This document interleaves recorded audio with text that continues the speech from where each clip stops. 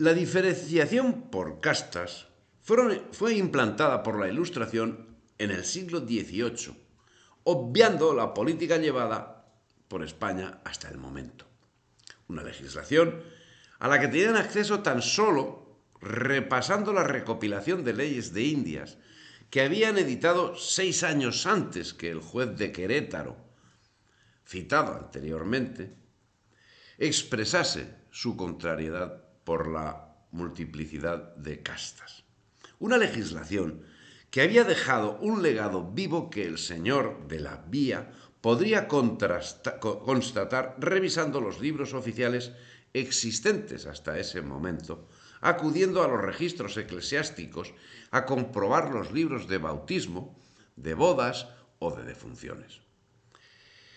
Se sabe, gracias al primer libro de bautismos del archivo del Sagrario de la Catedral de Lima, que entre 1538 y 1548, al inicio de la fundación de la ciudad de los Reyes, que las uniones mixtas fueron corrientes y que, por ejemplo, Antonio Ginovés, español,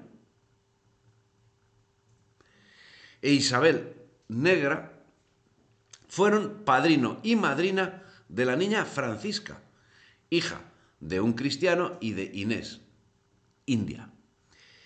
Se consignan también los primeros mulatos y zambos desde 1538.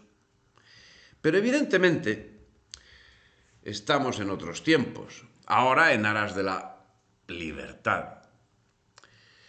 Se pasaba a separar a las personas y eso se llevaba a efecto en todos los ámbitos. Así, las unidades militares empezaron a diferenciarse por el color de la piel. Se creaban compañías de criollos, compañías de pardos, y en ocasiones hasta mixtas. Pero ahora, a finales del modernísimo siglo XVIII, con la propaganda liberal triunfante, cuando se procedía a la formación de una unidad mixta, se corría el riesgo de ocasionar protestas.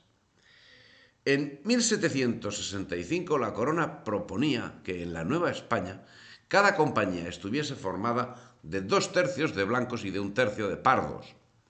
Pero esa mezcla provocó vigorosas protestas en las ciudades de México, Puebla y Veracruz, y se tuvieron que reestructurar las milicias en unidades separadas. Pero los indios, mayoritariamente ajenos a la propaganda liberal, continuaban fieles a los principios que habían conocido como propios de la monarquía hispánica, y si en las guerras separatistas no colaboraron con los libertadores, tampoco a finales del siglo XVIII lo hicieron con las revueltas de Túpac Amaru de 1781, ni con la revuelta de los comuneros de 1783, y tampoco lo hicieron los pardos ni los negros, que bien al contrario fueron quienes al final acabaron con ambas sublevaciones, precedentes ambas de los movimientos separatistas que 40 años después acabarían rompiendo España para mayor gloria de la Gran Bretaña.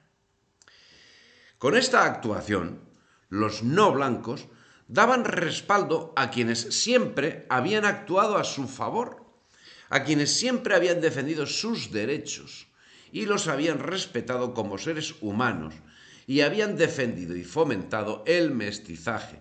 Y no hay para menos, pues quienes venían alterando la pacífica y próspera vida de los virreinatos llevaban algo que, de haber sido la norma en España, hubiese significado su propia extinción.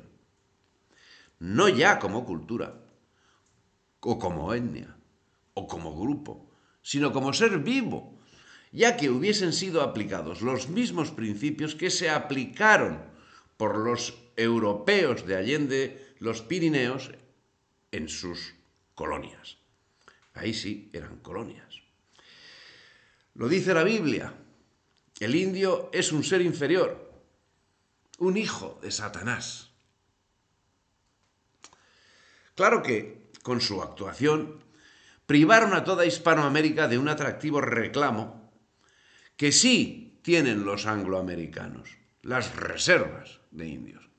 Si hubiesen colaborado hoy podrían llenarse con los bolsillos con las divisas de los turistas que acudirían a las reservas para sacar fotografías de los herederos de los supervivientes de la Gran Matanza. Afortunadamente para todos, para los indios y para los españoles, España no es Inglaterra, aunque hoy sea su colonia.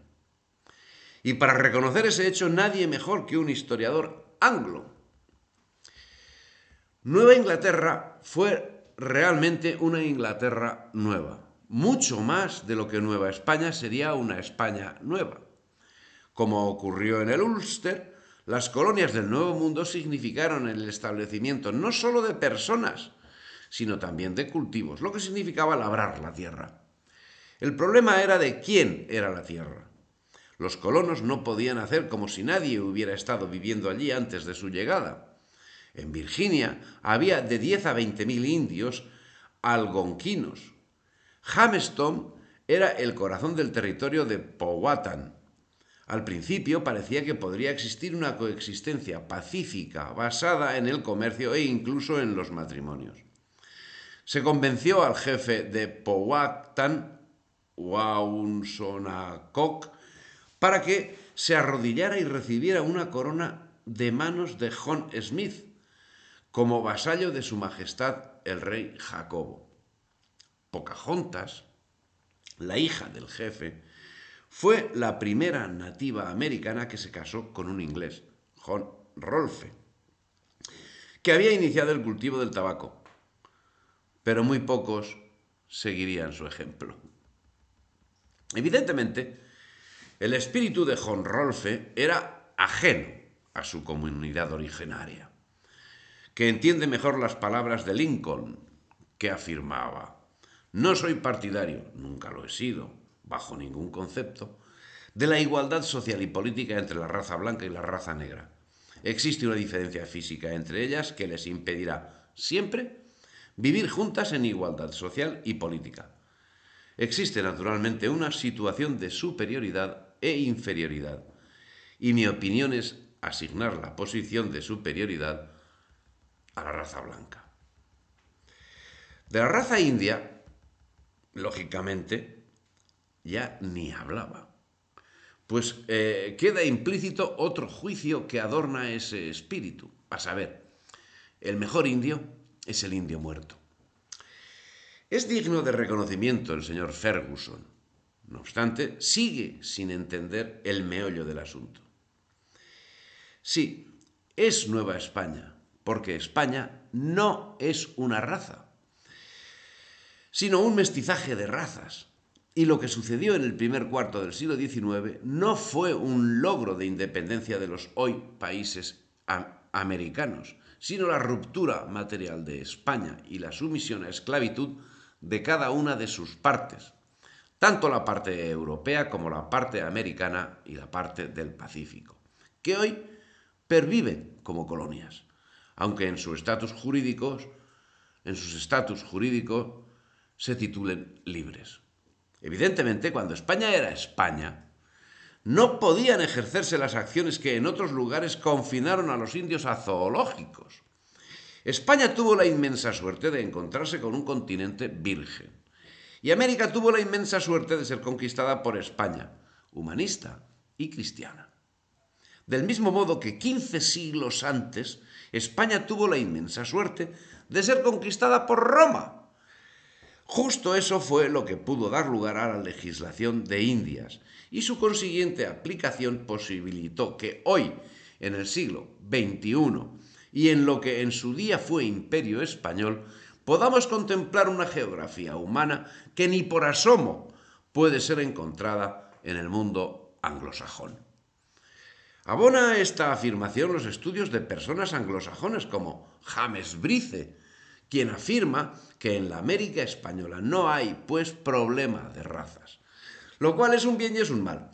Es un bien porque no se dan los abusos que en la América inglesa, y es un mal porque los indígenas, con iguales derechos políticos que los colonos, constituyen un obstáculo enorme para el desenvolvimiento de estos países, cuyos destinos serían muy otros si la población fuese homogénea.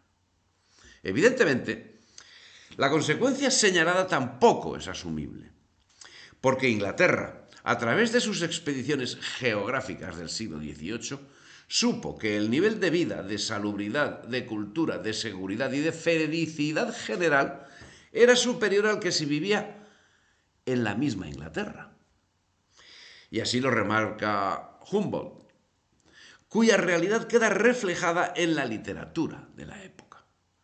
Y no es asumible porque la decadencia que sufren hoy los países hispánicos es consecuencia directa de la acción británica que sobre ellos se viene ejerciendo desde hace 2 siglos.